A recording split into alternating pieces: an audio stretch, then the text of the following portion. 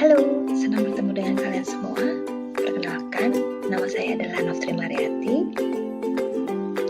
Saya adalah mahasiswa Magister Manajemen Universitas Pelita Bangsa, dan kali ini saya akan membahas sesuatu dari tema manajemen sumber daya manusia.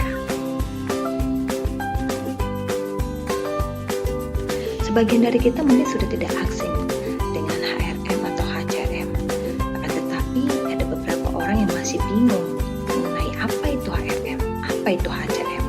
Pada kesempatan kali ini saya akan membahas lebih banyak mengenai hal itu. Mari kita melihat persamaan dan perbedaan dari HRM dan HCM.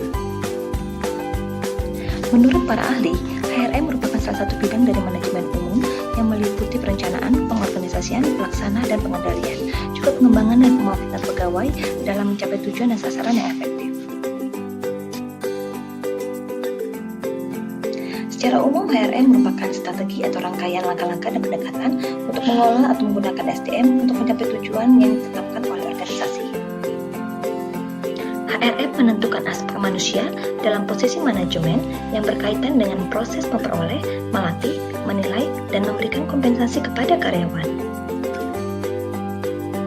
Sedangkan HCM menurut para ahli fokus pada penambahan dan menciptakan value serta mempersiapkan masa depan perusahaan melalui penanaman pengetahuan karyawan tersebut. Secara umum, HCM mengelola dan mengembangkan kemampuan manusia untuk mencapai tingkat signifikan yang lebih tinggi secara kinerjanya. Dalam HCM, individu menghasilkan menggunakan pengetahuan dan keterampilan serta menciptakan modal intelektual. Sebagai karyawan harus mau belajar hal baru terus-menerus sesuai dengan perkembangan zaman. Sebagai perusahaan menanamkan investasi pada karyawan agar tujuan dapat tercapai.